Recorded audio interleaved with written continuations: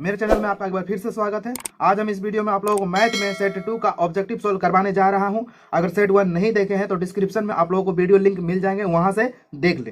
देखो question number 1 है। जो क्वेश्चन नंबर 1 में बोल रहे हैं 5, 15 और 20 का लासा और मासा का अनुपात निकालना है। तो देखिए लघुत्तम और महत्तम निकालते कैसे हैं, तीनों का अलग अलग हम लोग क्या ले लेंगे, एलसीएम ले लेंगे। यहाँ देखिए लीजिए 5 का एलसीएम क्या हो जाएगा, 5 बार में लगाइए 1 होगा। उसके बाद 15 का एलसीएम ले लेंगे, 3 से लगाइएगा 5, ठीक है। उसके बाद 20 का ले लीजिएगा, 20 5 से लगाइएगा 4, 2 से लगाइएगा 2। सबको यहाँ पे एलसीएम को लिख लेंगे। 5 का कितना है, 5 गुना 1। अब यहाँ पे 15 का लिख लेंगे, 15 का कितना है, 3 गुना 5। यहाँ पे 20 का लिख लेंगे, 20 का कितना है, 5 गुना 2 गुना 2, ठीक है। अब देखिए एलसीएम निकालते कैसे हैं। सबसे पहले एचसीएफ लेते हैं, एचसीएफ। एचसीएफ में क्या होता है, जो तीनों में मिलेगा वो एचसीएफ मेरा हो जाएगा, जो तीनों में मिलेगा वो मेरा क्या हो जाएगा, एचसीएफ हो जाएगा। तो यहाँ पे देखिए जो तीनों मिलेगा आपका एचसीएफ हो जाएगा। यहाँ देखिए 5 मिल रहे हैं, इसमें भी 5 मिल रहे हैं और इसमें भी 5 मिल रहे हैं और बाकी कुछ नहीं मिल रहे हैं, ठीक है। तो एचसीएफ मेरा यहाँ पे हो जाएंगे 5, ठीक है। अब हमको निकालने हैं एलसीएम। तो एलसीएम में क्या करते हैं, जो मिलते हैं पहले उसको लिख देते हैं। तो मिलने वाला में क्या था 5, और जो नहीं मिलने वाला वो भी लिख देते हैं। तो देखिए यहाँ 1 नहीं मिल रहे हैं, 1 लिखिए। यहाँ 3 नहीं मिल रहे हैं, यहाँ पे 3 लिखिए। यहाँ 2 नहीं मिल रहे हैं, यहाँ 2 लिखिए। अब देखिए सबको हम लोग क्या करेंगे, गुना कर देंगे। देखिए 5 दिया 15, 15 दूना 30 और 30 दूना 60। इधर कितना आ गए 60। यहाँ क्वेश्चन में क्या बोल रहा है, लासा और मासा का अनुपात लिखना है। तो यहाँ पे देखिए क्या करना है, इधर लिखना है लासा और अनुपात मासा, ये करना है। तो लासा मासा क्या करना है। तो एलसीएम कितना है, लासा का मतलब 60 आ गया और मासा कितना आ गया, मासा इधर हम लोग लिख देंगे 5, ठीक है। तो इसका अनुपात का मतलब क्या है, इसको काट देना है। तो 5 एकम 5 और 5 12 बार में। तो आपका लासा और मासा कितना हो गए, 12:1। ये क्वेश्चन नंबर 1 आपका कंप्लीट हो गया, ठीक है मेरे दोस्त। अब आते हैं क्वेश्चन नंबर 2 की ओर। तो ये क्वेश्चन नंबर 2 में बोल रहे हैं दो संख्याओं ए और 18, लासा 36 और मासा 2 है, तो ए का मान क्या होगा, ठीक है। देखिए 2 संख्या दिया हुआ है, तो हम लोग बताए थे 2 संख्याओं का गुणनफल क्या होता है। यहाँ देखिए क्वेश्चन नंबर 2। तो क्वेश्चन नंबर 2 में एक फार्मूला हम आपको बताए थे। तो यहाँ पे होता है 2 संख्याओं का गुणनफल। तो 2 संख्याओं का गुणनफल बराबर होता है एलसीएम गुना एचसीएफ, ये होते हैं फार्मूला। तो यहाँ पे देखिए ये फार्मूला पर बैठा देना। तो 2 संख्याओं क्या क्या दिया हुआ, पहला संख्या ए है तो यहाँ ए बैठाएगा, और दूसरा संख्या क्या दिया हुआ 18। और यहाँ पे देखिए एलसीएम क्या दे दिया 36, एलसीएम 36 है, ठीक है। और मासा कितना दिया हुआ, एचसीएफ 2 दिया हुआ। इस फार्मूला पर बैठा के आप लोग निकाल दीजिएगा। यहाँ पे देखिए ए बराबर लिखेंगे तो क्या लिखाएगा 36 गुना 2 और 18 आ जाएंगे नीचे, इधर गुना में इधर क्या हो जाएंगे, भाग में हो जाएंगे। इसको काट दीजिए, कितना बार में काटेंगे, 2 बार में काटेंगे। तो ए का मान कितना हो जाएंगे 4, ठीक है मेरे दोस्त। अब आते हैं क्वेश्चन नंबर 3 की ओर। देखिए क्वेश्चन नंबर 3 में बोल रहे हैं यदि पी तथा क्यू में 2 अभाज्य संख्याएं हैं तो उनका मासा क्या होगा। तो यहाँ पे देखिए क्वेश्चन नंबर 3 में पी तथा क्यू को 2 अभाज्य संख्या, तो उसका मासा क्या होगा। मतलब कि निकालना क्या है, एचसीएफ निकालना है, एचसीएफ।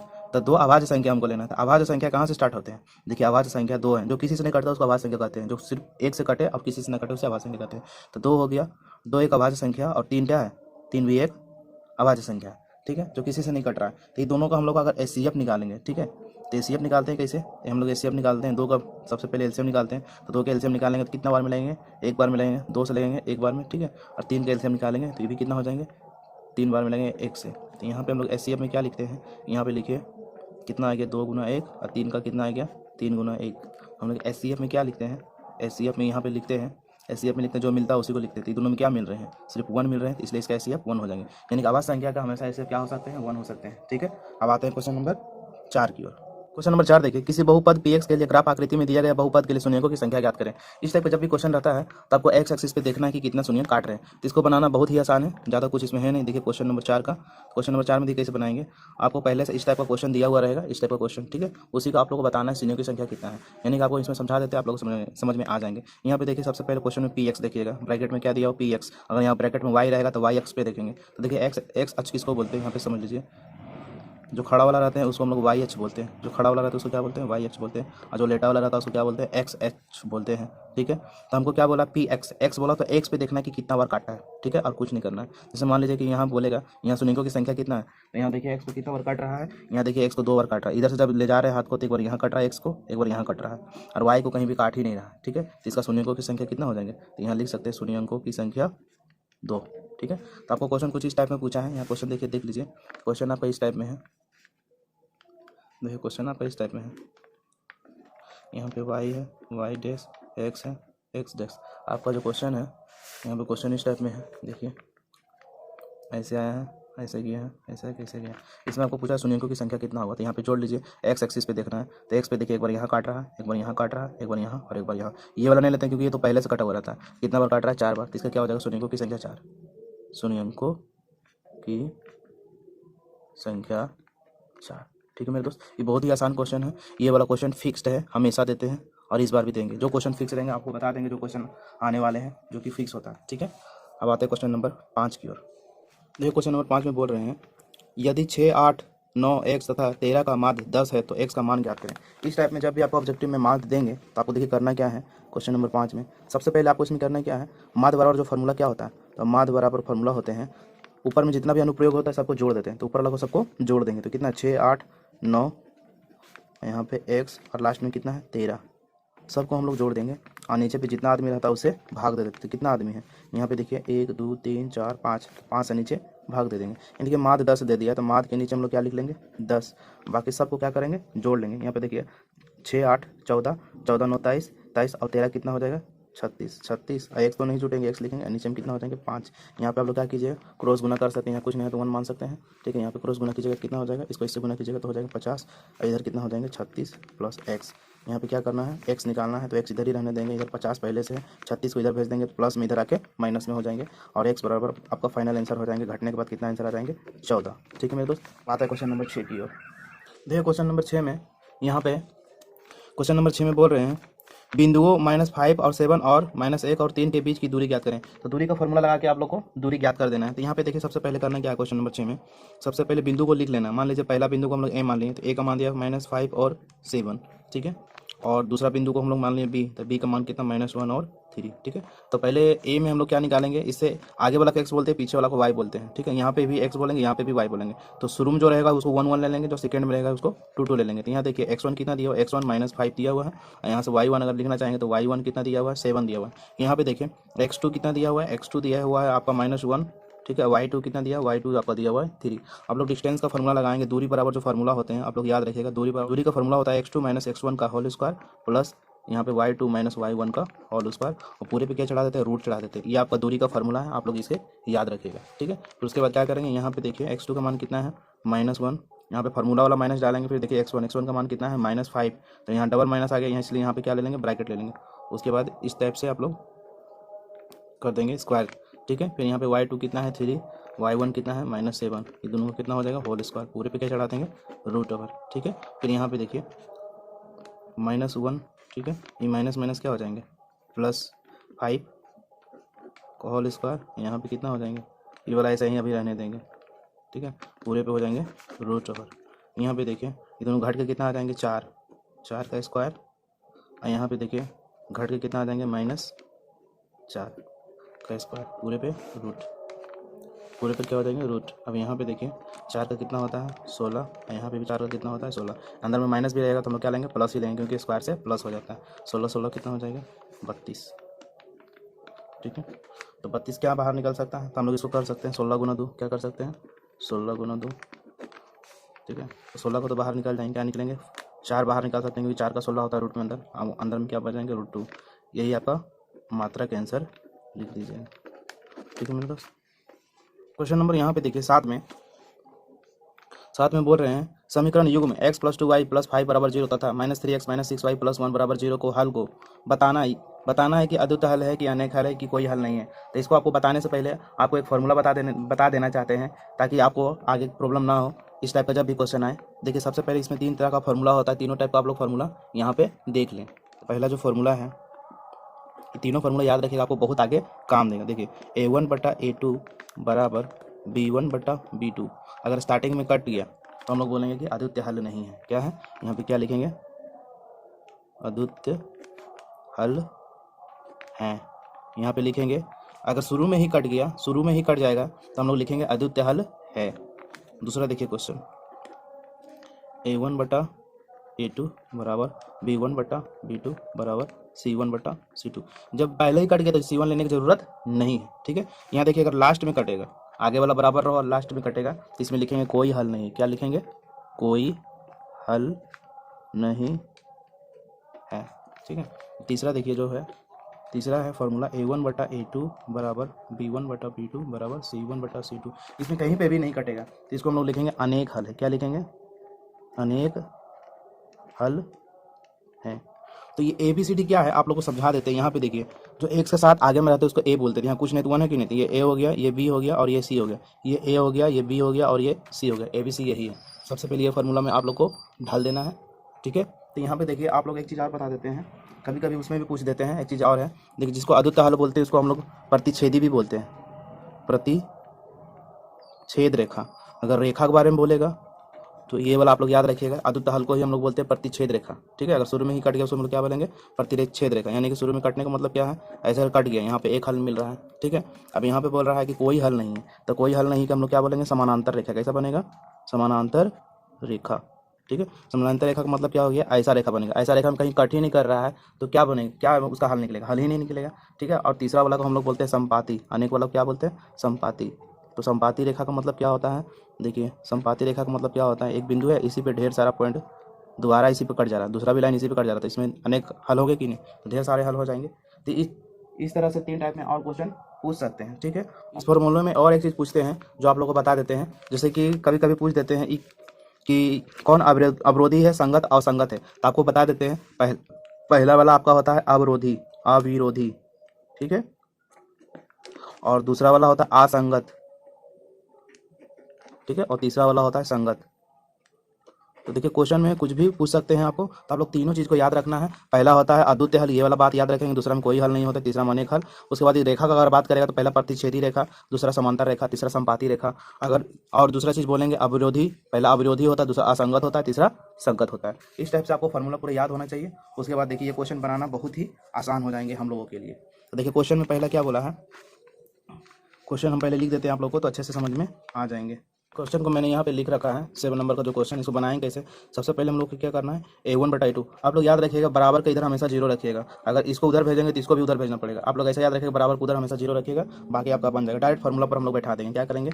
यहाँ पे बैठाइए A1 बटा A2 बराबर B1 बटा B2 बराबर C1 बटा C2। सारा मान हम लोग बैठा देंगे फार्मूला पर। A1 का मान कहाँ है? तो x के साथ जो आगे बढ़ा था उसको A1 बोलते हैं। यहाँ कुछ नहीं है तो क्या है? 1 है, 1 के साथ x गुना है, ठीक है। A2 का मान क्या देंगे? A2 का मान इधर वाला हम देखते हैं, इधर A2 होता है, इधर वाला इधर 1 में सब होता है, इधर सब 2 में। तो A2 का मान -3, यहाँ -3 देंगे, यहाँ बराबर देंगे। यहाँ देखो B1 है तो B1 का मान कितना है? 2 है। यहाँ B2 का मान कितना है? -6 है, ठीक है। अब बराबर देंगे, यहाँ C1 का मान कितना है? 5 है। यहाँ C1 का मान C2 का मान कितना है? 1 है, ठीक है। अब सबको काट के देखेंगे। देखिए ये तो 1 बटा -3 है, इसको काटेंगे तो भी 1 तो -3 हो जाएंगे, पर ये वाला नहीं काटेंगे। जब लास्ट वाला नहीं काटते हैं तो हम लोग क्या बोलते हैं? कोई हल नहीं है, ठीक है। तो इसका आंसर क्या हो जाएगा? कोई हल नहीं है, कोई हल नहीं है, ठीक है मेरे दोस्त। तो इस टाइप से आपका ये क्वेश्चन सोल्व हो जाते हैं। एक बार आप लोग इसे देख लें, चाहे तो स्क्रीनशॉट भी कर लें। देखिए अब आते हैं क्वेश्चन नंबर 8 की ओर। क्वेश्चन नंबर 8 में देखिए त्रिकोणमिति का क्वेश्चन है। आपको क्वेश्चन दिया हुआ है tan थीटा बराबर 3/4, ठीक है। तो आपको करना है क्या है? साइन थीटा निकालना है। क्या निकालना है? Sine theta. बहुत ईजी है, तो साइन थीटा हम लोग को निकालना है। तो साइन थीटा बराबर क्या होता है फार्मूला? तो हम लोग पहले जानते हैं टेन थीटा बराबर फार्मूला क्या होता है? टेन थीटा बराबर होता है P/B और साइन थीटा बराबर क्या होता है? P/H। क्या होता है? P/H। तो हम लोग ध्यान में रखना है P का मान कितना है? 3।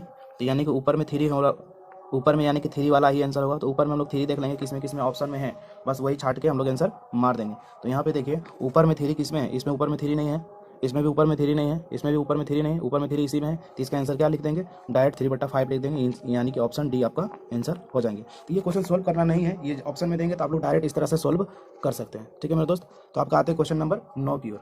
तो आपका आंसर इसमें क्या हो जाएंगे? क्वेश्चन नंबर 9 का आपको एक फार्मूला बताते हैं। आपको एक फार्मूला आपको याद होगा शायद, P मतलब प्रैक्ता होने की संभावना और प्रैक्ता नहीं होने की संभावना, ये हमेशा बराबर कितना होते हैं? 1 होते हैं। तो इसका भी आंसर आपका क्या हो जाएंगे? 1, ठीक है। अब आते हैं क्वेश्चन नंबर 10 की ओर। नंबर 10 में देखिए निम्न में कौन अपरिमेय नहीं है? यानी कि जो रूट से बाहर नहीं निकलता है तो वो अपरिमेय हो जाता है। हमको नहीं है वाला खोजना है, यानी कि उसका उल्टा तो अपरिमेय नहीं है, यानी कि जो रूट से बाहर निकल जाएंगे पूरी वो अपरिमेय नहीं हो जाएंगे, बाकी सब अपरिमेय। देखिए 10 को कभी रूट से तोड़ के बाहर निकालेंगे तो कभी बाहर नहीं निकलेंगे, ठीक है। ये एक अपरिमेय संख्या है, और इसका भी निकालेंगे तो बाहर नहीं निकलेगा, ये भी एक अपरिमेय संख्या, इसका भी बाहर नहीं निकलेगा। तो ये अपरिमेय नहीं है। ये क्या है? ये परिमेय संख्या बोल सकते हैं, क्योंकि 121 किसका रूट होता है? 11 का। किसका होता है? 11 का। तो 121 का हम लोग रूट निकाल सकते हैं। 11 का रूट होता है, इसलिए क्या अपरिमेय नहीं है, परिमेय संख्या बोल सकते हैं। ठीक है, अपरिमेय में यहाँ ध्यान दीजिएगा नहीं बोला है, यही लोग लड़का लोग छोड़ देता है परिमेय मार के चला था। ठीक है, तो आप लोग ध्यान दीजिएगा अपरिमेय नहीं है, ये तीनों परिमेय है और ये है जो अपरिमेय नहीं है। अब आते हैं क्वेश्चन नंबर 11 की ओर। तो क्वेश्चन नंबर 11 में देखिए कुछ इस टाइप में है, ये हार्टिंग डिस्टेंस का क्वेश्चन है। आप लोग ध्यान दीजिएगा, इसमें थोड़ा सा आप लोग को एक बेसिक बता देंगे। एक ऊर्ध्वाधर खंभे की छाया की लंबाई √3 गुना है, तो सूर्य का उन्नयन कोण कितना होगा, तो आपको बता देते हैं। अब जब भी ऐसा क्वेश्चन आएगा हार्टिंग डिस्टेंस का, अगर यहाँ पे √3 के सामने ये देखिए भुजा है, भुजा को पकड़िए, भुजा के सामने जो भी कोण बनता है, तो भुजा के सामने कौन सा कोण बन रही है, तो ये हमेशा 60 हो जाएगा, यानी कि √3 जिधर रहेगा उधर 60 हो जाएगा, अब बाकी एगो बच जाएगा वो हमेशा 30 हो जाएंगे। ठीक है, आप लोग ये ध्यान रखिएगा। ये वाला तो आपको समकोण में पता ही 90 होता है। उस तरह से एक चीज़ और बता देते हैं, यहाँ पे अगर मान लीजिए √3 यहाँ पे है, तो आपका ये वाला 60 हो जाएंगे, क्योंकि जिसका सामने रहता है √3 के सामने वाला हमेशा 60 हो जाते हैं। ठीक है, क्वेश्चन नंबर 11 में आपको बोल रहा है, यहाँ पे एक ऊर्ध्वाधर खड़ा है। ठीक है, सूर्य का उन्नयन कोण कितना बना रहा है, 3 गुना है, लंबाई के 3 गुना है, खंभे की लंबाई के 3 गुना है, छाया है जो, तो लंबाई ये है, तो लंबाई 1 है, तो इसका ये कितना है, √3 गुना है। ये छाया नीचे बनता है, खंभे का छाया इधर बनता है, ये 3 गुना है, तो ये 3 गुना है, तो आपको पता होना चाहिए कितना हो जाएगा, 60 डिग्री हो जाएगा, है ना। इस 60 डिग्री हो जाएगा तो ये कितना हो जाएगा, ये 30 डिग्री हो जाएगा, कितना हो जाएंगे, 30 डिग्री। ठीक है, तो सॉरी इसमें याद रखिएगा ये 1 हो जाएंगे। ठीक है, 1√3 लिख दिए, ये 1 हो जाएंगे। ठीक है, तो आपको यहाँ पे बोला है कि सूर्य का उन्नयन कोण कितना होगा, तो सूर्य का उन्नयन कोण देखिए इधर वाला होगा, सूर्य यहाँ पे है, तो इसका उन्नयन कोण कितना होगा, 30 डिग्री हो जाएंगे, तो इसका आंसर आप लोग लिख लीजिएगा 30 डिग्री। ठीक है मेरे दोस्त, इस तरह से आप हार्टिंग डिस्टेंस को और ही क्लियर कर सकते हैं।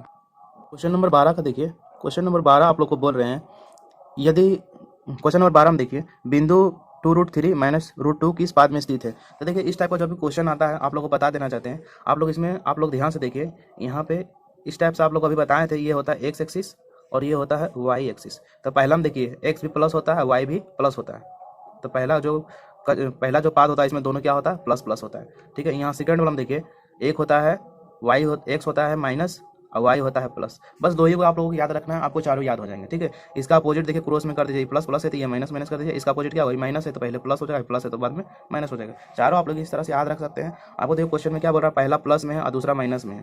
पहला क्या है, प्लस में है, ठीक है, और दूसरा क्या है, माइनस में। तो पहला प्लस में देखिए कुछ नहीं, यहाँ प्लस है, प्लस में है और एक माइनस में है, तो प्लस माइनस वाला किस में जाएगा, प्लस माइनस वाला चौथा में जाएगा, तो हम लोग क्या लिख देंगे, इसका डी आंसर कर देंगे, चतुर्थ पाद में है। कहाँ है, चतुर्थ पाद, ये हो गया आपका आंसर। ठीक है, अब आते हैं क्वेश्चन नंबर 13 की ओर। क्वेश्चन नंबर 13 में देखिए, एक आदमी 24 मीटर पश्चिम जाता है, पुनः वह 10 मीटर उत्तर जाता है, अब वो अपने प्रारंभिक बिंदु से कितनी दूरी पे है। तो देखिए कैसे बनाएंगे, एक आदमी है वो पहले पश्चिम जाता है, मान लीजिए आदमी यहाँ पे खड़ा है, तो हम लोग पश्चिम इधर मानते हैं हमेशा, वह पश्चिम जाता है। ठीक है, तो पश्चिम गया, वह पश्चिम जाता है 24 मीटर, कितना गया, 24 मीटर, इधर पश्चिम मान लेते हैं 24 मीटर, वह पुनः उत्तर जाता है। तो देखिए हम लोग किधर मानते हैं, इधर को माने पूरब, इधर को माने पश्चिम, ऊपर को मानेंगे उत्तर और नीचे को मानेंगे दक्षिण। तो यहाँ देखिए सबसे पहले क्या है, पश्चिम जाता है 24 मीटर, फिर उत्तर की ओर जाता है कितना, 10 मीटर, उत्तर की ओर जाता है 10 मीटर, तो इधर कितना गया, 10। ठीक है, तो वो अपने प्रारंभिक बिंदु से कितनी दूरी पे है, यानी कि यहाँ से लेकर यहाँ तक की बिंदु क्या है, यानी कि आपका हाइट एंड डिस्टेंस टाइप का बन गया है, यानी कि 10 है 24 है, तो इधर कितना हुआ। तो आपको पता है कर्ण निकालने का फॉर्मूला क्या है, तो पाइथागोरस से आप लोग निकाल दीजिए, इजीली बन जाएगा। तो पाइथागोरस का फॉर्मूला क्या होता है, तो हम लोग जानते हैं ये क्या होता है, एच का स्क्वायर, पाइथागोरस का फॉर्मूला होता है एच का स्क्वायर, क्या होता है, पी स्क्वायर प्लस बी का स्क्वायर। तो एच का स्क्वायर लिखेंगे, पी कितना दिया हुआ है 10 का स्क्वायर प्लस 24 का स्क्वायर, तो एच का स्क्वायर 10 का स्क्वायर 100 हो जाएगा, 24 का स्क्वायर कितना हो जाएगा 576, दोनों को जोड़ देंगे तो कितना हो जाएगा 676। एच से स्क्वायर हटेगा, एच से क्या हटेगा, स्क्वायर हटेगा, तो एच बराबर इधर कितना चढ़ जाएगा, रूट चढ़ जाएगा। ठीक है, अच्छा 676 रूट किसका होता है, 676 किसका होता है 26 का, तो एच बराबर कितना आ जाएंगे आपका 26। तो आप लोग यहाँ पर टिक लगा लीजिए, कितना आंसर हो जाएंगे, सी आंसर हो जाएंगे। ठीक है मेरे दोस्त, अब आते हैं क्वेश्चन नंबर 14 की ओर। देखिए क्वेश्चन नंबर 14 में आप लोग याद रखिएगा, क्वेश्चन नंबर जो 14 है, क्वेश्चन नंबर 14 में आप लोग याद रखिए, एक फार्मूला है, साइन थीटा है जो हमेशा कोस थीटा के बराबर होता है, और टेन थीटा है जो कोट थीटा के बराबर होता है, और सेक थीटा है जो कोसेक थीटा के बराबर होता है। कब बराबर होता है, जब दोनों थीटा आपस में मिलकर कितना होता है 90, तभी ये तीनों बराबर हो सकते हैं। इस पे आगे क्वेश्चन भी मिलेंगे, अभी फिलहाल इतना ही समझने के लिए काफ़ी है। तो यहाँ पे देखिए बोला साइन थीटा बराबर कोस थीटा, तो थीटा का मान कितना हो जाएगा, तो थीटा का मान हम लोग क्या लिख सकते हैं, तो थीटा का मान हम लोग 45 ले सकते हैं, क्योंकि 45 और 45 जोड़ेंगे तो कितना हो जाएंगे 90, तो हम लोग थीटा का मान कितना ले लेंगे 45। ठीक है, आपका ये हो जाएंगे आंसर।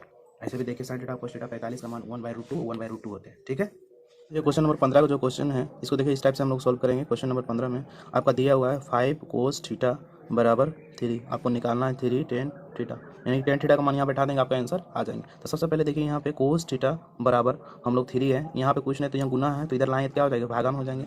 तो यहाँ कितना हो जाएंगे, cos 3/5 हो जाएंगे। तो हम लोग cos थीटा का फॉर्मूला क्या जानते हैं, b/h जानते हैं, क्या जानते हैं, b/h। हमको b मिल गया, h मिल गया, हमको क्या निकालना है, p निकालना है। तो पाइथागोरस से हम लोग h बराबर फॉर्मूला क्या होता है, ये p बराबर फॉर्मूला क्या होता है, तो h का स्क्वायर और माइनस क्या होता है, b का स्क्वायर, ये होता है √। तो यहाँ पे p डालेंगे, h का स्क्वायर कितना है, यहाँ डालेंगे 5 का स्क्वायर माइनस 3 का स्क्वायर, ठीक है। तो आपको 5 का स्क्वायर कितना हो जाएंगे, तो 5 का स्क्वायर हो जाएंगे 25 और 3 का स्क्वायर 9, घटाएंगे तो कितना हो जाएंगे 16, और 16 से कितना निकलता है 4। तो पी का मान कितना मेरा आ गया, 4 आ गया। अब हमको इस पर बैठा देना है, क्या करना है, इस पर बैठा देना है। तो इस पर हमको बैठा देना है, तो 3 लिखेंगे 3, और tan थीटा का मान क्या होता है, tan थीटा बराबर होता है p/b, ठीक है। तो यहाँ लिखेंगे 3 गुना पी का मान कितना है, तो यहाँ देखिए पी का मान अभी निकाले थे 4, यहाँ देखिए पी का मान निकालें 4, तो यहाँ पे ऊपर में बैठा दीजिए 4, और नीचे देखिए बी का मान कितना है, तो बी का मान देखिए यहाँ से हम लोग उठा लेंगे, बी का मान कितना है 3 है, बी का मान कितना है 3 है, तो यहाँ लिखेंगे 3, तो 3 से 3 कट गए, तो मेरा फाइनल आंसर कितना आ गया 4, ठीक है मेरे दोस्त।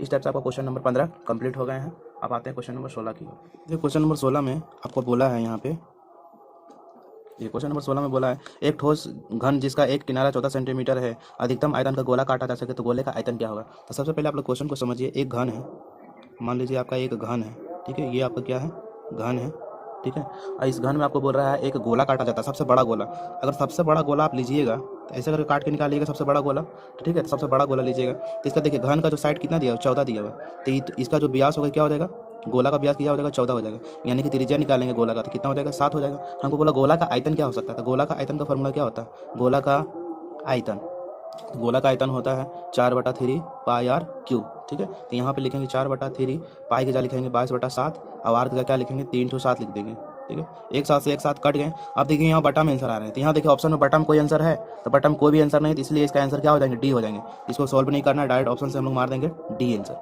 ठीक है।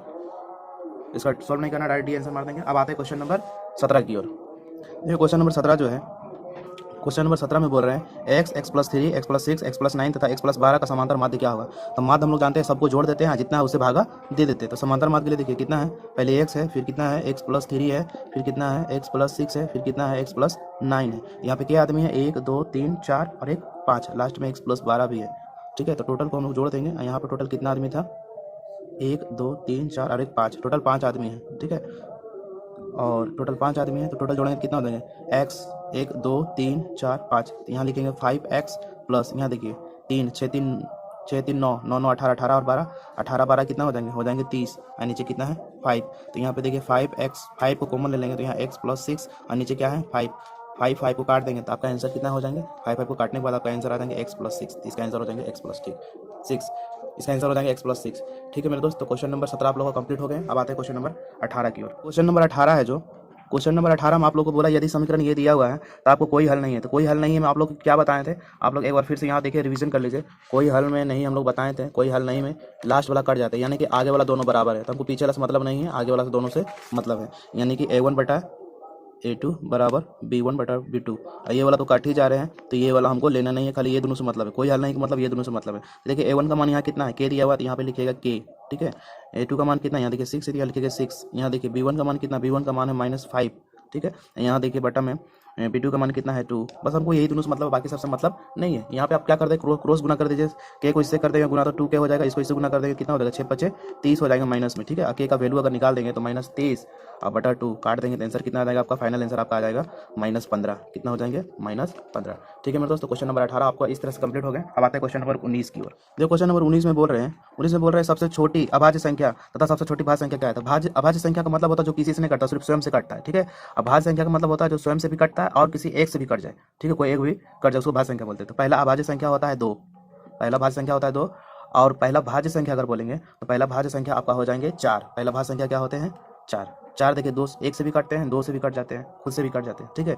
तीसरी खुद से कट रहे हैं और एक से कट रहे हैं, तो अभी दोनों का बोल रहा है गुणनफल क्या हो जाएगा, तो दोनों को जब गुना कर दीजिएगा तो कितना आंसर आ जाएंगे 8, तो आपका ऑप्शन हो जाएंगे सी आंसर, ठीक है। क्वेश्चन नंबर 19 कंप्लीट हो गया। अब आते हैं क्वेश्चन नंबर 20 की ओर। देखिए क्वेश्चन नंबर 20 में क्या है, क्वेश्चन नंबर 20 में बोल रहा है समबाहु त्रिभुज का ABC 2A है तो इसकी ऊंचाई क्या होगी। तो देखिए आप लोगों को बता देते हैं समबाहु त्रिभुज क्या होते हैं। तो समबाहु त्रिभुज होते हैं जो तीनों भुजा बराबर होते हैं त्रिभुज का, उसको समबाहु त्रिभुज बोलते हैं। ठीक है, इसका एक भुजा 2A दे दिया है, इसका भुजा कितना दे दिया 2A, तो तीनों तो बराबर ही, तो तीनों 2A ही होंगे।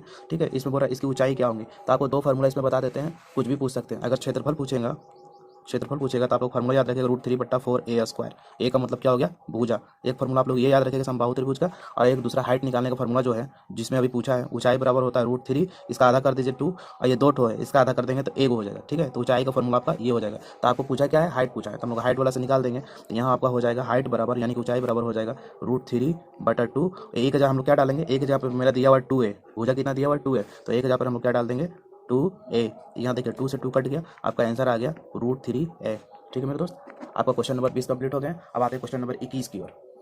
देखिए क्वेश्चन नंबर 21 में आपका बोल रहे हैं px x² - 3x - 4 का शून्यक निकालें। तो शून्यक निकालने के लिए सबसे पहले हम लोग क्या करते हैं, जो क्वेश्चन दिया हुआ रहता है उसको बराबर 0 कर लेते हैं। शून्यक निकालने बोलता है तो सबसे पहले हम लोग ये करते हैं। तो 3 पद में दिया हो तो इसका हम लोग गुणनखंड निकालना होगा, तभी इसका शून्यक ज्ञात हो पाएगा। तो सबसे पहले गुणनखंड निकालने का तरीका क्या है, हम लोग क्या करते हैं आगे से एक अंक यहाँ तक लिख देंगे और पीछे का -4 तक लिख देते हैं। ठीक है, और करते क्या है पीछे के क्या है 4, तो चार कौन सा पहाड़ा में आते हैं। ठीक है, पर आपको एक ऐसा पहाड़ा लेना है जिसमें 4 आने चाहिए, जोड़ने घटाने के बाद 3 आना चाहिए। तो देखिए 4 कौन सा पहाड़ा आता है, एक का पहाड़ा में 4 बार में 4 आ जाता है। तो देखिए 4 में से 1 घटाएंगे तो 3 भी आ जा रहा है, 4 में से अगर 1 घटाएंगे तो 3 भी आ जा रहा है, यानी कि ये वाला भी मेरा मैच करिए, यानी कि 4 और 1 लेंगे तो बड़ा वाला पहले लेंगे, तो यहाँ लेंगे 4x। ठीक है, तो ये माइनस लिए तो हमको क्या करना है घटाना है ना, तो एक माइनस लिए तो एक प्लस लेना होगा 1x। तो देखिए ये दोनों जब गुना कर देंगे 4 एकम 4 आ जाएगा, ये दोनों को घटाने पे -3x आ जाएंगे। इसको क्या करना है कॉमन ले लेना। तो यहाँ देखिए ये दोनों में क्या कॉमन हो रहा है x, तो x बाहर निकाल देंगे, यहाँ एक x अंदर बचेगा माइनस, यहाँ x बाहर निकल गया क्या बचेगा सिर्फ 4 बचेगा। यहाँ पे देखिए ये दोनों में कुछ कॉमन नहीं लिया रहा है, तो यहाँ पे 1 कॉमन ले लेंगे, तो अंदर में क्या बच जाएंगे x - 4 बराबर 0। अगर ये दोनों आपका आ गया सही मिल गया तो समझिए आपका गुणनखंड सही है। अगर ये दोनों मिल रहे हैं तो समझिए आपका गुणनखंड सही है। अब यहाँ पे देखिए एक मिलने वाला लिख देंगे x - 4 और एक तो लिख देंगे जो नहीं मिल रहा है x + 1, अब बराबर 0 कर देंगे। अब दोनों का अलग अलग शून्यक निकाल देंगे। यहाँ देखिए x - 4 बराबर 0 लिख सकते हैं इसके लिए। ठीक है, तो x बराबर क्या -4 तो उधर जाकर +4 हो जाएगा। यहाँ पे देखिए x + 1 बराबर 0 लिख सकते हैं, यहाँ +1 है तो उधर जाने के बाद क्या होगा -1, यानी कि आपका शून्यक जो है आपको आ जाएंगे x बराबर 4 और -1। ठीक है मेरे दोस्त हो गए, तो हम लोग माइनस वाला चिन्ह नहीं लेते हैं, हम लोग प्लस वाला लेते हैं, यानी कि आपका आंसर हो जाएंगे 4। तो ऑप्शन में देख लीजिएगा 4 कौन सा है, उसे आप लोग टिक कर लेते हैं। अब आता है क्वेश्चन नंबर 22 की ओर। क्वेश्चन नंबर 22 देखिए समांतर श्रेणी 2, 6, 10, 14 में कौन सा पद 82 होगा, यानी कि बोल रहा है कौन सा पद 82 होगा। यानी क्वेश्चन नंबर जो 22 है इसको देखिए इस टाइप में हम लोग बनाएंगे क्वेश्चन नंबर 22 को। यहाँ पे देखिए सबसे पहले आपका एपी में दिया हुआ क्या दिया हुआ 2, 6, 10 और 14, आपको बोल रहा है ये कौन सा पद 82 होंगे। ठीक है, तो सबसे पहले इसमें करना क्या है आपको देखिए आगे वाला को हम लोग प्रथम पद बोलते हैं, इसको ए लिख लेंगे 2। ठीक है, और डी कैसे निकालते हैं, डी पीछे वाला को दूसरे पद को पहला पद से घटा देंगे तो डी निकलता है, यानी कि सारवंतर निकलता है। तो 6 में से 2 जाएगा कितना बचेगा 4, यानी कि डी आपका 4 निकल गया। हम लोग को फॉर्मूला क्या है आपका ये क्या दिया हुआ लास्ट में एन दिया हुआ है, एन कितना दिया हुआ है 82 दिया हुआ है। आपको एन निकालने बोल रहा है, पद निकालने बोल रहा है कौन सा पद बोला, यानी कि एन निकालने बोल रहा है आपको, यानी कि एन निकालने के लिए बोल रहा है। तो आप लोग को बता देते हैं कि एपी का एक बहुत ही फेमस फॉर्मूला उसको आप लोग याद कर लीजिएगा, एन बराबर जो है a + n - 1 × d। तो एन के जगह हम लोग 82 डालेंगे, एन की जगह क्या डालेंगे 82, यहाँ ए की जगह 2 डालेंगे। ठीक है, प्लस एन का मालूम नहीं है n - 1 कर देंगे, इंटू डी की जगह क्या डालेंगे, डी का माना है तो 4। तो यहाँ पे देखिए हो जाएंगे 82 बराबर इधर कितना हो जाएंगे +2, यहाँ पे देखिए n को 4 से गुना करेंगे तो 4n, 4 को -1 से गुना करेंगे तो -4। तो यहाँ पे देखिए 82 हो जाएंगे। इधर देखिए ये दोनों एक जाति का है तो 4 में से 2 जाएगा तो -2 बचेगा। ठीक है, क्योंकि माइनस संख्या बड़ा था। यहाँ पे देखिए +4n हो जाएंगे, -2 को अब उधर भेज देंगे, इधर 82 -2 इधर आ जाएंगे, क्या हो जाएंगे +2 और इधर कितना बच गए 4n। ठीक है, अब हम लोग लिख सकते हैं n बराबर यहाँ पे कितना हो जाएगा 82 और 2 कितना हो जाएंगे 84, और ये 4 नीचे ये इंटू में इधर आने के बाद क्या हो जाएंगे डिवाइड में हो जाएंगे। इसको जब काटेंगे तो आपका 21 आ जाएंगे, यानी कि आपका आंसर n बराबर क्या आ जाएंगे 21, यानी 21वां पद आंसर हो जाएंगे, यानी कि सी आंसर हो जाएंगे। ठीक है मेरे दोस्त, इस टाइप से आपका क्वेश्चन नंबर 22 कंप्लीट हो गया। अब आते हैं क्वेश्चन नंबर 23 की ओर। क्वेश्चन नंबर 23 में बोल रहे हैं 2 चर में एक घातीय समीकरण के ग्राफ प्रतिच्छेदी रेखाएं होती हैं, हलों की संख्या क्या होंगे। तो आप लोगों को देखो पहले ही बता दी एक घाती का मतलब क्या होगा जिसपे पावर 1 हो। तो जितना भी समीकरण जो बताए थे एक घाती वाला जो पहले बताए थे अद्वितीय हल वाला, तो इसमें देखिए आप लोग क्या बोला है यहाँ प्रतिच्छेदी रेखा। तो प्रतिच्छेदी रेखा किसको बोलते थे आप लोग एक बार रिवीजन करवा देते हैं। यहाँ पे देखिए बोले तो जो स्टार्टिंग में ही कट जाएगा उसको हम लोग अद्वितीय हल बोलते हैं या प्रतिच्छेदी रेखा बोलते हैं। तो अद्वितीय हल का मतलब होता है एक हल भी इसको हम लोग बोलते हैं, क्या बोलते हैं एक हल है, एक हल है। तो ये अद्वितीय हल का मतलब एक हल भी होता है, यानी कि प्रतिच्छेदी रेखा वाला में क्या होगा एक हल होगा। यहाँ पे क्वेश्चन आपका क्या दे दिया प्रतिच्छेदी रेखा, तो इसका क्या आंसर मार देंगे सिर्फ एक हल होगा, इसका ए आंसर कर देंगे। ठीक है मेरे दोस्त, यहाँ पे देखिए समझना तो आप लोग अच्छे से समझ जाइए। एक घातीय समीकरण का मतलब क्या हो गया, जो इस टाइप का जो हम लोग लिखे थे वहाँ पे ये हो गया एक घातीय समीकरण। ठीक है, तो यहाँ पे बोल दे रहा है दो चर में तीसरा नहीं लेना है, यानी कि 2 ही चर में लेना है। तो जब 2 ही चर में लेंगे तो यहाँ पे आपका प्रतिच्छेदी रेखा बोले, तो प्रतिच्छेदी किसको बोलते हैं, तो जो स्टार्टिंग में ही कट जाता है उसको हम लोग क्या बोल देते हैं, प्रतिच्छेदी बोल देते हैं। तो ये प्रतिच्छेदी हो गया, तो प्रतिच्छेदी को ही तो बोलते हैं एक हल, तो इसका आंसर हो जाएगा सिर्फ एक हल। अब आते हैं क्वेश्चन नंबर 24 की ओर। तो ये क्वेश्चन नंबर 24 जो है, आपको क्वेश्चन नंबर 24 दिए हैं कोस 90 माइनस ए। ये क्या होता है, ये फॉर्मूला आप लोग को दे दिए हैं। कोस 90 माइनस थीटा क्या होता है, साइन थीटा। तो किसका उल्टा क्या होता है आपको हम अभी रिवीजन करवा देते हैं, ये अभी तुरंत बताएं। देखिए इसी सेट में आप लोग को एक फॉर्मूला बताए थे कि साइन थीटा बराबर कोस थीटा होता है, टेन थीटा बराबर कोट थीटा होता है, कोसेक सेक थीटा बराबर कोसेक थीटा होता है। कब होता है, दोनों थीटा मिलाने के बाद 90 होता है, यानी कि 90 माइनस थीटा देगा। तो ये दोनों हम लोग आपस में क्या कर सकते हैं, बराबर होता है। तो इसमें एक और भी फॉर्मूला याद रखेगा, ये आपस में बराबर क्यों होते हैं, 90 माइनस थीटा वाला में भी ये बराबर होते हैं, यानी कि 90 माइनस थीटा देगा तो ये दोनों आपस में बराबर हो सकते हैं, ये दोनों भी बराबर हो सकते हैं। यानी कि यहाँ पे साइन 90 माइनस थीटा देगा तो यहाँ कोस थीटा हुआ, यहाँ साइन रहेगा तो यहाँ कोस, यहाँ कोस रहेगा तो यहाँ साइन। और देखिए अगर यहाँ 10 दिया, यहाँ 10 देगा तो यहाँ कोट हो जाएगा, यहाँ कोट देगा तो यहाँ 10 हो जाएगा। अगर यहाँ सेक दिया तो यहाँ कोसेक होगा, यहाँ कोसेक होगा तो यहाँ सेक होगा, यानी कि ये तीनों फॉर्मूला भी इस पे फॉलो कर सकते हैं। ठीक है, तो इसमें सिंपल आपको फॉर्मूला था, आप इसमें फॉर्मूला याद रखिएगा तो इसका आंसर हो जाएगा साइन थीटा। अब आता है क्वेश्चन नंबर 25 की ओर। ये क्वेश्चन बोल रहे हैं एक रेखा जो वृत्त के भिन्न बिंदुओं पर प्रतिच्छेद रेखा कहलाती है। देखिए आप लोगों को समझा देते हैं, वृत्त के बारे में पूरा चीज ही समझा देते हैं। देखिए ये वृत्त है, ठीक है, तो वृत्त में अगर साइड से कोई रेखा ऐसे छू के बाहर निकल जाती है, इसको हम लोग क्या बोलते हैं, स्पर्श रेखा। क्या बोलते हैं, स्पर्श रेखा। तो एक वृत्त में बहुत सारा स्पर्श रेखा हम लोग खींच सकते हैं, ठीक है, बहुत सारा स्पर्श रेखा खींचा जा सकता है। तो कितना खींचा जा सकता है, क्वेश्चन आता है तो हम लोग लिख सकते हैं अनंत स्पर्श रेखा हो सकते हैं, अनंत स्पर्श रेखा हो सकते हैं। ठीक है, ये भी एक आपका आंसर है, अनंत स्पर्श रेखा इस पर खींची जा सकती है। ठीक है, तो वृत्त के बीच में जो भी एक लाइन इसे हम लोग खींचते हैं, कहीं भी एक लाइन खींचते हैं तो इसको हम लोग बोलते हैं जीवा। इसका क्या नाम है, जीवा। ठीक है, इस तरह से ढेर सारा लाइन खींचेंगे, जो सबसे बड़ा जीवा होता है उसको हम लोग व्यास कहते हैं। यहाँ पॉइंट में लिख दीजिए, क्या लिखेंगे, सबसे बड़ा जीवा। सबसे बड़ा जीवा क्या कहलाता है, वृत्त का व्यास कहलाता है, व्यास कहते हैं। ठीक है, आपको बता दें इसको स्पर्श रेखा बोलते हैं, इसको क्या बोलते हैं, जीवा बोलते हैं। ठीक है, तो यहाँ क्वेश्चन में बोले हैं रेखा के वृत्त से दो भिन्न बिंदुओं से प्रतिच्छेद करती है। तो दो भिन्न बिंदु, एक बिंदु यहाँ एक बिंदु यहाँ, बीच से प्रतिच्छेद करती है, तो इसको हम लोग क्या बोलेंगे, जीवा। तो इसका आंसर क्या लिख देंगे, 25 का ए आंसर हो जाएंगे जीवा। ठीक है, अब आते हैं क्वेश्चन नंबर 26 की ओर। देखिए क्वेश्चन नंबर 26 में बोल रहे हैं निम्न में से किस द्विघात बहुपद के शून्यंक का योग -3 है, गुणनफल 2 है। तो यहाँ पे देखिए समीकरण निकालने बोल रहा है। तो द्विघात बहुपद का जो समीकरण क्या होते हैं, इस आप लोग को फॉर्मूला लिख देते हैं, द्विघात बहुपद, द्विघात बहुपद। ये क्वेश्चन नंबर 26 का इसका फॉर्मूला होता है x² माइनस योग का x प्लस क्या लिखते हैं यहाँ पे, गुणनफल बराबर 0। ठीक है, हम लोग ये लिखते हैं। ये देखिए इसमें क्या करेंगे, सबसे पहले यहाँ पे देखिए योग कितना दिया हुआ है, डायरेक्ट लिख लेंगे, योग कितना है -3। तो पहले फॉर्मूला लिखेंगे x² माइनस योग का मान यहाँ पे लिख लेंगे, योग कितना है -3। तो देखिए यहाँ भी माइनस है, फॉर्मूला में माइनस, जब डबल माइनस आ जाएगा तो यहाँ ब्रैकेट लगा दीजिएगा, -3x, पीछे वाला x दे दीजिएगा। उसके बाद गुणनफल है, गुणनफल कितना दिया हुआ है, देखिए गुणनफल दिया हुआ है 2, तो यहाँ गुणनफल का क्या लिख देंगे 2। ठीक है, अब यहाँ पे देखिए x² ई माइनस माइनस क्या हो जाएगा +3x, अब पीछे क्या हो जाएगा 2, आपका यही द्विघात बहुपद आंसर हो जाएंगे। ठीक है मेरे दोस्त, अब आते हैं क्वेश्चन नंबर 27 की ओर। क्वेश्चन नंबर 27 जो है बोला साइन 18 बटा कोस 72 बराबर कितना होगा। जब भी इस टाइप का क्वेश्चन आपको मिलेगा एग्जाम में, ये क्वेश्चन फिक्स है, बराबर देखने को आपको मिलेगा ये क्वेश्चन। ठीक है, इस टाइप का जब भी क्वेश्चन मिलेगा तो आप लोग देखिए कहिएगा क्या, साइन 18 और कोस 72।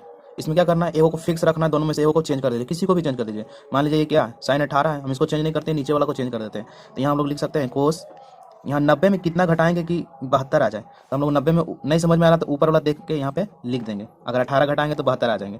देखिए 72 को आप लोग कैसे लिख सकते हैं, 72 भी लिख सकते हैं। कोई आदमी बोलेगा 90 माइनस 18, तो दोनों का मतलब तो 72 होता है। तो इस टाइप से हम लोग लिख दिए। तो यहाँ पे देखिए ऊपर वाला साइन 18 हो जाएगा और नीचे वाला क्या हो जाएगा, कोस 90 माइनस थीटा क्या होता है। अभी जस्ट आपको फॉर्मूला लिखाए थे, अभी जस्ट आपको फॉर्मूला बताए थे। कोस वाला जब देगा कोस 90 माइनस थीटा तो क्या लिखेंगे, साइन थीटा। अभी जस्ट लिखे थे, तो यहाँ पे क्या लिखेंगे, साइन थीटा। यहाँ लिखेंगे साइन थीटा का यहाँ कितना 18, तो यहाँ लिखेंगे 18। जब दोनों कट जाएगा तो इसका आंसर कितना हो जाएंगे 1। ठीक है मेरे दोस्त, आपको देखिए सिंपली अगर समझना इस टाइप का क्वेश्चन का करना क्या है, इस टाइप का क्वेश्चन जब भी आएगा अगर भाग में रहेगा तो आंसर आप लोग 1 हमेशा मारिएगा, आपको बनाना नहीं है। और याद रखिएगा दोनों मिलाकर हमेशा 90 होना चाहिए, ये दोनों मिलाकर हमेशा कितना होना चाहिए 90। तो आप लोग डायरेक्ट एक आंसर मार दीजिएगा। अगर ये माइनस में दे दिया, घटाव में दे दिया, घटाव, तो घटाव में आंसर 0 होता है। देखिए घटाव में 0 कैसे होता है, यही क्वेश्चन को ऐसे करके दे देगा, साइन 18 माइनस कोस 72, तो इसका आंसर हो जाएंगे 0। ठीक है मेरे दोस्त, इस टाइप का 2 क्वेश्चन पूछते हैं, ये फिक्स है, या तो ऐसा क्वेश्चन पूछेगा या तो ऐसा क्वेश्चन पूछेगा। भाग में दिया ऐसे करके, बटा में तो 1 मारिएगा और बीच में अगर माइनस दिया तो इसका 0 मारिएगा। ठीक है मेरे दोस्त, अब आते हैं क्वेश्चन नंबर 28 की ओर। बोल रहे हैं क्वेश्चन नंबर 28 में यहाँ पे देखिए बोल रहा है 38.5 सेंटीमीटर क्षेत्रफल वाले वृत्त की त्रिज्या निकालें। ठीक है, तो क्षेत्रफल आपका दे दिया है, क्षेत्रफल कितना दे दिया है 38.5, वृत्त का त्रिज्या निकालना। तो वृत्त का क्षेत्रफल होता है कितना, तो वृत्त का क्षेत्रफल होता है पाई आर स्क्वायर। तो क्षेत्रफल दे दिया 38.5, यहाँ पे लिखेंगे 38.5, यहाँ पाई का मान क्या देंगे 22/7 और आर का मान हम लोग को पता नहीं, आर तो ही निकालना है। तो यहाँ पे देखिए क्या है, ये भाग ये यहाँ पे इंटू में इधर आकर पलट जाते हैं, 38.5 7 ऊपर चल जाएंगे, 22 नीचे आ जाएंगे, इधर क्या बच जाएगा आर स्क्वायर। और यहाँ पे हम लोग को करना है क्या है, यहाँ पॉइंट हटाएंगे तो यहाँ बटेंगे 10, इसको काटेंगे 5 में तो 5 से कटेगा 77 बार में, और नीचे वाला काटेंगे 50 तो कटेगा 2 बार में। ठीक है, अब यहाँ पे देखिए 11 से कटेगा कितना बार में 2 बार में, और 11 से कटेगा कितना बार में 7 बार में। अब ऊपर क्या बच गया, ऊपर बच गया 7 और 7, तो 7 और 7 कितना होता है 49 होता है गुना करने पर, नीचे कितना हो गया 4, इधर कितना है आर स्क्वायर। ठीक है, तो आर स्क्वायर अगर इधर चढ़ाएंगे रूट तो इधर क्या चढ़ जाएंगे रूट। ठीक है, अगर आर का स्क्वायर हटेगा तो इधर क्या चढ़ जाएगा रूट, तो 7 का कितना होता है 7, 49 का कितना होता है 7 और इसका होता है 4, यानी कि आर बराबर आपका कितना आ रहा है 7 का आधा कितना होता है 3.5, तो आर का मान कितना हो रहा है 3.5, कितना हो रहा है 3.5। तो ऑप्शन में देखिए 3.5 है, तो 3.5 है, तो इसका आंसर कितना हो जाएंगे बी आंसर, क्या हो जाएंगे बी आंसर हो जाएंगे, इसका आंसर मान दीजिएगा बी। ठीक है मेरे दोस्त, अब आते हैं क्वेश्चन नंबर 29 की ओर। क्वेश्चन नंबर 29 जो है, क्वेश्चन नंबर 2 अनुपात की त्रिज्याओं का अनुपात 2:3 है तथा उनकी ऊंचाइयों का अनुपात 5:3 है, तो उनके आयतनों का अनुपात ज्ञात करें। तो देखिए इसमें आयतनों का अनुपात ज्ञात करना है, तो सबसे पहले 2 बेलन है, तो बेलन होता है किस टाइप में, आप लोग यहाँ पे बना लीजिए बेलन समझने के लिए। 2 बेलन है, एक बेलन इधर है और एक बेलन इधर है। ठीक है, अब बोल रहा दोनों का त्रिज्याओं का अनुपात, इसका त्रिज्या कितना है 2 है और इसका त्रिज्या कितना है 3 है, इसका त्रिज्या 2 है मान लीजिए R1 और इसका त्रिज्या मान लीजिए R2 3 है। ठीक है, बोला उनकी ऊंचाइयों का अनुपात इतना दिया हुआ है, यानी कि इसका ऊंचाई दिया हुआ है 5 और इसका ऊंचाई कितना दिया हुआ है 3, इसका हाइट 5 है, इसका हाइट 3 है। हमको निकालना आयतनों का अनुपात निकालना, तो आयतन का अनुपात क्या हो जाएगा, आयतन होता है इसका होता है पाई आर स्क्वायर एच, इसको 1 मान लेते हैं, और नीचे वाला क्या हो जाएगा पाई आर स्क्वायर एच, इसको R2 मान लेते हैं, इसको H1 मान लेते हैं, इसको H2 मान लेते हैं। पाई पाई तो खत्म हो गया, अब बच क्या गया R1 का स्क्वायर, तो R कितना है 2 है, तो 2 का स्क्वायर यानी कि 2 2 हो जाएंगे। फिर H कितना है H1 है 5। ठीक है, यहाँ पे देखिए बोल रहा R2 का स्क्वायर, तो R2 कितना था 3, तो 3 2 हो जाएंगे, अगुना इधर हाइट कितना है 3 है।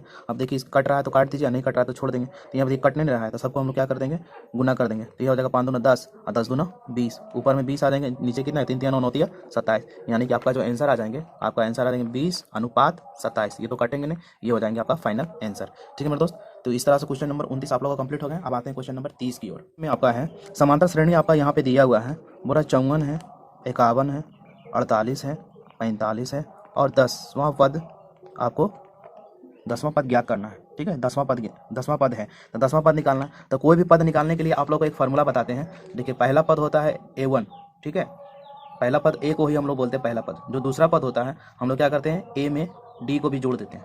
ठीक है, तीसरा पद जो होता है हम लोग क्या करते हैं A, यहाँ 3 बोला ना तो यहाँ 2D लेंगे। तो कोई भी पद हम लोग निकाल सकते हैं कि कोई भी पद निकाल, मतलब 100वां पद निकालना है, एक घटा के हम लोग D में लिखते हैं। तो A प्लस क्या लिखेंगे 99D, यानी कि 100 में 1 घटा देते हैं D के पास। यहाँ पे हम लोग लिख सकते हैं 0D, 1 था तो 0D, तो 0 नहीं लेते हैं, तो डायरेक्ट A लिखते हैं। ठीक है, तो कोई भी पद आप निकाल सकते हैं। मान लीजिए आपको निकालना है 20वां पद, तो क्या लिखेंगे A प्लस 20 में घटाएंगे तो 19D। इस तरह से आप लोग इसको बेसिक को समझिए। 10वां पद बोला तो 10वां पद के लिए क्या लिखेंगे A प्लस 9D लिखेंगे। तो ये तो आपका बेसिक था। ठीक है, ये बेसिक था फार्मूला को समझने के लिए। ठीक है, अब इसको हम लोग बनाते हैं क्वेश्चन नंबर 30 का। तो क्वेश्चन नंबर 30 देखिए आप लोग, इसमें ज़्यादा कुछ है नहीं। A का मान कितना दिया हुआ 54 है, D का मान कैसे निकलता है, दूसरा पद को पहला पद से घटा देते हैं। तो दूसरा पद को पहला पद से जैसे ही आप लोग घटाइएगा तो आप देखिए कितना आ जाएंगे -3 आ जा रहे हैं। कितना आ रहा है -3, तो यहाँ पे लिख दीजिएगा -3।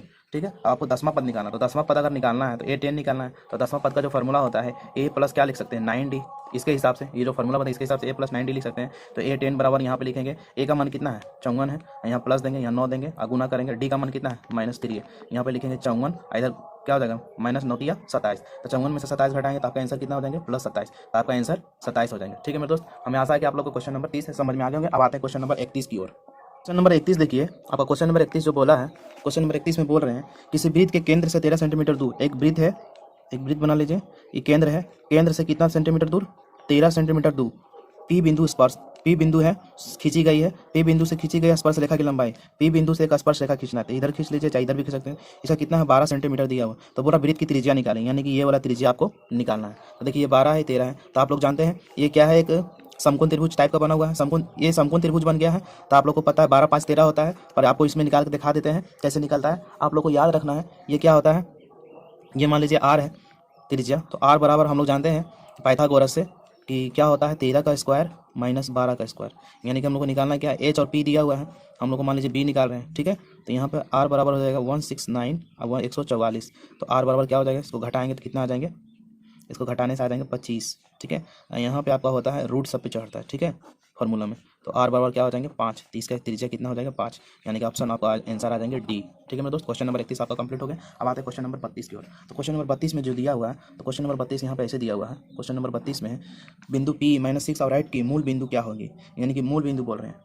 तो यहाँ पे ये है कि आपको बोल रहे हैं कि एक दिया हुआ है P आपका दिया -6 और 8, ठीक है। तो मूल बिंदु का मतलब क्या होता है 0 0। मान लीजिए यहाँ P दिया होता है, यहाँ क्यों मान लीजिए कि यहाँ आपको मूल बिंदु 0 0 दिया है, तो ये आपका क्या होता है x1 होता है। यहाँ पे लिख सकते हैं x1 कितना है -6, y1 कितना है 8, यहाँ से हम लोग लिख सकते हैं x2 कितना है 0 और y2 कितना है 0। तो हमको दूरी निकालना है, तो दूरी बराबर कितना होता है, फार्मूला होता है x2 - x1 का होल स्क्वायर और प्लस क्या होता है y2 - y1 का होल स्क्वायर। पूरे पे क्या चढ़ा देते हैं, रूट चढ़ा देते हैं। तो यहाँ पे देखिए x2 का मान कितना है, x2 का मान है 0, तो 0 में से x1 का मान कितना है -6, इसका हो जाएंगे होल स्क्वायर, प्लस y2 का मान कितना है 0 और y1 का मान कितना है -8, 0 -8 बराबर ये हो जाएंगे। तो यहाँ पे देखिए 6 का स्क्वायर क्या हो जाएगा 36, और यहाँ पे 8 का स्क्वायर कितना हो जाएगा 64। 36 और 64 जोड़ेंगे तो कितना हो जाएंगे 100 हो जाएंगे। तो रूट पे 100 बराबर निकालेंगे तो कितना हो जाएगा 10 मात्रक। इसका आंसर क्या हो जाएगा, दूरी 10 मात्रक, ठीक है मेरे दोस्त। 10 इकाई लिख सकते हैं, इसका आंसर लिखेंगे 32 का डी, 10 मात्रक, ठीक है। अब क्वेश्चन नंबर 32 कंप्लीट हो गए। अब आते क्वेश्चन नंबर 33 की ओर। ये क्वेश्चन नंबर 33 में बोल रहे हैं 6 सेंटीमीटर भुजा वाले घन में 2 सेंटीमीटर भुजा वाले कितने भुजा बनाए जा सकते हैं। जब भी इस टाइप का क्वेश्चन देगा तो अगर सेम चीज़ देगा तो उसको हम लोग भागा देते हैं, क्या देंगे, भागा देंगे। तो 6 सेंटीमीटर भुजा वाले घन, तो एक भुजा कितना है, यहाँ पे एक भुजा आपका दिया हुआ है, ठीक है। तो एक घन दिया हुआ है, इसका जो ए है ये है 6 सेंटीमीटर और बोल रहा है तो छोटा है घन, ठीक है। तो इसका जो दिया हुआ भुजा ये दिया हुआ है 2 सेंटीमीटर, कितना दिया 2 सेंटीमीटर। तो दोनों का आयतन को हम लोग क्या करते हैं, भागा दे देते हैं। बड़ा वाला ऊपर रखेंगे, छोटा वाला नीचे रखेंगे। तो बड़ा आयतन का, बड़ा घन का आयतन ऊपर में क्या लिखते हैं, बड़ा घन का आयतन, और नीचे क्या लिखते हैं, छोटा घन का आयतन, छोटा घन का आयतन। तो बड़ा घन का आयतन क्या हो जाएगा, तो घन का आयतन होता है भुजा क्यों, तो यानी कि 3 ठो 6 लिख सकते हैं। और छोटा आयतन क्या होता है, इसमें भी भुजा क्यों, तो 3 को 2 लिख सकते हैं। ये देखिए कटेगा 3 बार में, दुकस कटेगा 3 बार में, दुकस कटेगा 3 बार में। 3 ठो 3 को जब गुना कर देंगे, 3 गुना 3 गुना 3, 3 3 9 9 3 27, तो कितना बना सकते हैं, टोटल 27 को बनेगा। इसका आंसर हो जाएगा डी। इस टाइप से कोई भी फिगर वाला क्वेश्चन देगा तो आप लोग भागा देके बना सकते हैं, ठीक है। नंबर 34 का देखिए। क्वेश्चन नंबर 34 में दिया हुआ है 24, 15, 22, 13, 9, 10 और तथा 30 का परिसर क्या होगा, ठीक है। तो यहाँ पे करना क्या है, परिसर का जो फॉर्मूला होता है, परिसर बराबर आप लोग लिख लीजिए, परिसर बराबर होता है अधिकतम मान माइनस न्यूनतम मान, ठीक है। तो अधिकतम यहाँ पर देखिए क्या है, यहाँ पे अधिकतम 30 है और सबसे न्यूनतम कितना है, सबसे न्यूनतम हमको 9 दिखाई दे रहा है, 9 है। इसको जब घटा देंगे तो आपका आंसर आ जाएंगे 21, आपका 21 आंसर हो गया। अब आते हैं क्वेश्चन नंबर 35 की ओर। तो देखिए क्वेश्चन नंबर 35 में है, क्वेश्चन नंबर 35 में बोल रहा है शंकु की त्रिज्या तथा ऊंचाई r और h है, तो इसका आयतन क्या हो, यानी कि शंकु का आयतन बोल रहा था। शंकु का आयतन आप लोग याद कर लीजिएगा 1/3 पाई r स्क्वायर h। आप लोग फार्मूला मेंसुरेशन का याद करके जाइएगा, उससे 1-2 क्वेश्चन मिल जाएंगे, ठीक है। तो इसमें डायरेक्ट फार्मूला ही पूछ दिए। अब देखिए क्वेश्चन नंबर 36। तो क्वेश्चन नंबर 36 में बोल रहा है निम्न में से कौन सी घटना प्रेक्ता नहीं हो सकती। देखिए प्रेक्ता की जो घटना है वो हमेशा माइनस में नहीं हो सकती, बाकी सब हो सकता है, ठीक है। तो इसमें माइनस वाला दिया नहीं है, तो यहाँ पे मिस प्रिंटिंग हो गए हैं। ये एक तो आंसर आपका जो है माइनस में होंगे, ठीक है, बाकी सब हो सकते हैं। माइनस में कभी प्रेक्ता नहीं होते, तो इसका आंसर हो जाएगा ये। देखिए सबसे पहले ऑप्शन बी को देखिए, 0.2 इसको काटेंगे तो यहाँ 10 होगा, तो प्रेक्ता 2/10 भी हो सकता है। यहाँ भी देखिए ये भी हो सकता है। 60% का मतलब क्या होगा, नीचे 100 हो जाएगा, ये भी प्रेक्ता हो सकता है। जो माइनस में होता है वो कभी प्रेक्ता नहीं हो सकते, तो आपका आंसर इसका ए हो जाएगा, ठीक है। अब आते हैं क्वेश्चन नंबर 7 में बोल रहा है 0 और 50 के बीच में विषम संख्याओं को लिखे। तो यहाँ देखिए विषम संख्या मतलब जो 2 से भागा ना लगे उसे विषम संख्या बोलते हैं। जैसे कि 1 हो गया, ठीक है, 3 हो गया, 4 तो नहीं होगा, 5 होगा, 6 भी नहीं होगा, 7 होगा, 8 नहीं होगा, 9 होगा, 10 नहीं होगा, 11 होगा, 11 देखिए 2 से भाग नहीं लगता है, 12 नहीं होगा, 13 होगा, ठीक है, 14 नहीं होगा, 15 भी 2 से भाग नहीं लगता है, 16 लग जाता है, 17 होगा, फिर 18 भी लग जाता है, 19 होगा, 20 भी लग जाता है, 21 होगा, ठीक है, 22 2 से भागा लगता है, 23 होगा, 24 भी लग जाता है, 25 होगा, 26 भी भागा लग जाता है, 27 होगा, 28 भी भागा लग जाता है, 29 होगा, 30 भी भागा लग जाता है, 31 होगा, 32 भी लग जाता है, 33 होगा, 34 लग जाता है, 35 हो जाएगा, 36 भी भागा 2 से लग जाता है, 37 होगा, 38 भी 2 से भागा लग जाता है, 39 होगा, 40 भी 2 से भागा लग जाता है, 41 होगा, 42 भी 2 से भागा लग जाता है, 43 होगा, 44 भी 2 से भागा लग जाता है तो 45 होगा, 46 भी 2 से भागा लग जाता है तो 47 होगा, 48 भी 2 से भागा लग जाता है तो 49 होगा। यानी कि इतना सब विषम संख्या जो 2 से भागा नहीं लगता, सबको गिन लीजिए, 1 2 3 4 5 6 7 8 9 10 11 12 13 14 15 16 17 18 19 20 21 22 23 24 25, टोटल कितना है 25, तो आपका आंसर आ जाएंगे 25, तो आपका आंसर हो जाएगा बी, इसका आंसर हो जाएंगे बी। अब आते हैं क्वेश्चन नंबर 38 की ओर। देखिए क्वेश्चन नंबर 38 जो यहाँ पे है, यहाँ पे देखिए क्वेश्चन नंबर 38 बोला है मिलाने वाले रेखाखंड के मध्य का बिंदु ज्ञात करना है। तो मध्य का बिंदु ज्ञात करने के लिए देखिए यहाँ सबसे पहले ए दिया हुआ है, ए दिया हुआ 2 - 4 और बी दिया हुआ आपका 4 - 2। तो आगे वाला को हम लोग क्या बोलते हैं x1, इधर को क्या बोलते हैं y1, इसको क्या बोलते हैं x2, इसको क्या बोलते हैं y2। तो यहाँ पे हम लोग को मध्य बिंदु निकालना। तो मध्य बिंदु का जो फॉर्मूला होता है x2 + x1/2 होता है और यहाँ पे होता है y2 + y1/2 होता है। तो यहाँ पे ये करना है क्या, x2 का मान कितना है 4 + x1 का मान कितना है 2 और नीचे 2 देंगे। यहाँ क्या है y2 का मान कितना है, y2 का मान है -2, ठीक है। और यहाँ पे बीच में प्लस देना है और यहाँ पे y1 का मान कितना है -4। पूरे पे 2 करते हैं डिवाइड, इधर कितना आ गया 6/2 और इधर कितना आ गया -2 और इधर क्या हो जाएगा प्लस माइनस माइनस, यहाँ पे नीचे 2। यहाँ काट देंगे कितना 3 आ जाएंगे, तो इधर तो 3 हो गया और इधर देखिए कितना हो जाएगा -6/2 काटेंगे तो 3। तो इसका आपका फाइनल आंसर होगा 3 - 3। ठीक है मेरे दोस्त, इस तरह से क्वेश्चन नंबर 38 कंप्लीट हो गए। अब आते हैं क्वेश्चन नंबर 39 की ओर। देखिए क्वेश्चन नंबर 39 है किसी वृत्त के बाह्य बिंदु P से दो स्पर्श रेखा PA तथा PB खींची गई है। तो PA 4 है तो PB कितना होगा। एक वृत्त है, इस पे एक स्पर्श रेखा P बिंदु से दो स्पर्श रेखा खींची गई PA और PB। तो एक 4 है तो दूसरा जो दो स्पर्श रेखा होता है दोनों बराबर आपस में होते हैं। तो ये भी 4 है, तो ये भी कितना हो जाएंगे 4। तो इसका आंसर आपका हो जाएंगे 4। अब आते हैं क्वेश्चन नंबर 40 की ओर।